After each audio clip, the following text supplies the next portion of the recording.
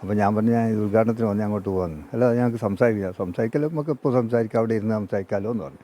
അതെല്ലാം ഇപ്പം പറയണം എന്ന് പറഞ്ഞു. അവൻ ഇപ്പം പറയുന്ന നേരമില്ല, എന്തായാലും ഞാൻ ഉദ്ഘാടനത്തിന് വന്നേ, ഉദ്ഘാടനം കഴിഞ്ഞിട്ടേ പറയുന്നു പറഞ്ഞു. അങ്ങനെ ഞാൻ പോകുമ്പോൾ ഇവരിങ്ങനെ പിടിക്കാൻ നോക്കി. അപ്പോൾ അങ്ങനെ കൊണ്ട് തട്ടി മാറ്റി ഒക്കെ തന്നെ ചെയ്തിട്ട് ഞാൻ അങ്ങോട്ട് പോയി അവിടുന്ന് ഉദ്ഘാടനം കഴിയുന്നവരെ കാര്യം വേറെ ഒന്നും ഉണ്ടായില്ല. ഉദ്ഘാടനം കഴിഞ്ഞപ്പോൾ ആണ് പോലീസും കാര്യങ്ങളും വന്നത്. അന്നേരം ഞാൻ ഇതിൻ്റെ കുറച്ചും കൂടി സീരിയസ് ആയിട്ട് മനസ്സിലാക്കിയത് ഇങ്ങനെ ഇതൊരു വലിയ സംഭവമായിട്ട്. അപ്പോൾ വെറും ചാനലുകളൊക്കെ വന്നിട്ടുണ്ട്. അപ്പോൾ അവിടെ ഇരിക്കുന്നതുകൊണ്ട് ഞാൻ അവരൊന്നും ആരോടും ബന്ധപ്പെടാൻ കഴിയില്ല. ഞാൻ നോക്കിയപ്പോൾ കണ്ട് മനോരമ, ഏഷ്യാനെറ്റ് റിപ്പോർട്ടിൽ നിന്നൊക്കെ വിളിച്ചിരുന്നു. അപ്പോൾ എന്തായാലും പിന്നെ മീഡിയ വണ്ണൊക്കെ തന്നെ വിളിച്ചിരുന്നു.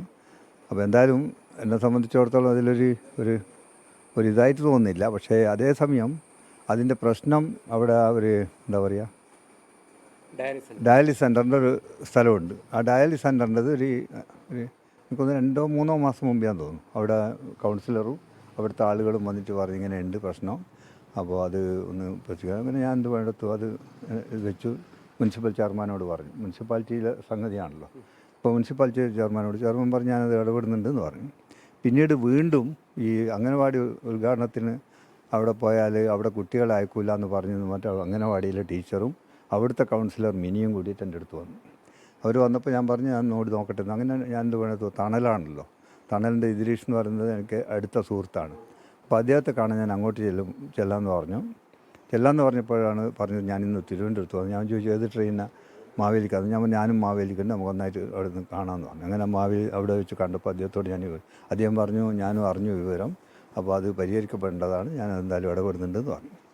അങ്ങനെ അത് കഴിഞ്ഞ് അപ്പോൾ ഞാൻ ചെയർമാനോട് പറഞ്ഞു. ചെയർമാൻ പറഞ്ഞു നമുക്കൊന്ന് വേഗം ഇടപെടാമെന്ന് പറഞ്ഞു. അങ്ങനെ ഇതെല്ലാം കഴിഞ്ഞിട്ടും പോലും ഇങ്ങനെ ഇതുണ്ടാക്കിയത് എന്താണ് ഇതിൻ്റെ പിന്നിലെ ഇതൊന്നും അറിയില്ല. എന്തായാലും ആ രീതിയിലുള്ളൊരു വല്ലാത്തൊരു സമീപനമായിപ്പോയി അവരോട്. അത് വേണ്ടായിരുന്നു.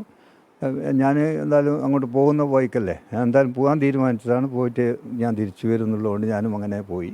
വേറൊന്നും എൻ്റെ ഭാഗത്തുനിന്നുണ്ടായിട്ടില്ല ഒരു ഇതായിട്ടുള്ള. അത് കഴിഞ്ഞ് പിന്നെ ഇന്ന് ഞങ്ങൾ ആ യോഗത്തിൽ വെച്ചിട്ട് തന്നെ പറഞ്ഞു, എന്നാലും ചെയർമാനോട് പറഞ്ഞു നമുക്കൊരു യോഗം വിളിക്കണം.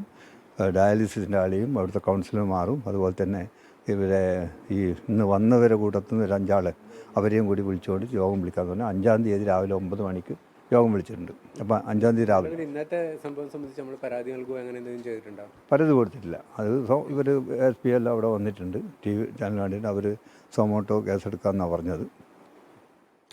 ഇപ്പം ആ പ്രശ്നത്തിൽ ഈ സംഭവത്തിന് ശേഷമാണോ ഇടപെട്ടത്, അല്ലെങ്കിൽ ഈ ആരിടപെട്ട് MLA ഇടപെട്ടത്? അല്ലേ, ഞാൻ മുമ്പേ ഇടപെട്ടു. മുമ്പേ എന്ന് പറഞ്ഞാൽ ഞാൻ പറഞ്ഞു 2 മാസം മുമ്പേ പറഞ്ഞു.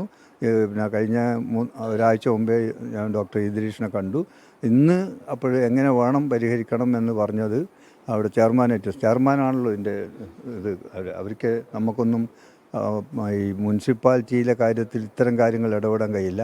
പക്ഷേ അതേസമയം ചെയർമാനുമായിട്ട് വിളിച്ച് ചോദിച്ച് ചെയർമാൻ എന്തൊക്കെയാണ് പിന്നെ ചെയർമാനോട് അങ്ങോട്ട് പറയാം, നമുക്ക് നിങ്ങളിങ്ങനെ ചെയ്യണം എന്നുള്ളത് പറയുക. അങ്ങനെ പറഞ്ഞതിൻ്റെ അടിസ്ഥാനത്തിലാണ് 5-ാം തീയതി രാവിലെ 9 മണിക്ക് ഡയാലിസിസ് സെൻ്ററിൻ്റെവരും അതുപോലെ തന്നെ ഈ ഇത് സമരത്തിൽ പങ്കെടുത്തുകൊണ്ടുള്ളവരും അതിൽ നിന്നൊരു 5 അംഗ പ്രതിനിധിയെയും അതോടൊപ്പം തന്നെ അവിടുത്തെ ആ ചുറ്റുപാടുള്ള മുനിസിപ്പൽ കൗൺസിലർമാരും ബന്ധപ്പെട്ട രാഷ്ട്രീയ കക്ഷികളെയും അവിടുത്തെ രാഷ്ട്രീയ പാർട്ടി പ്രതിനിധികളെയും വിളിച്ചിട്ട് ഒരു യോഗം.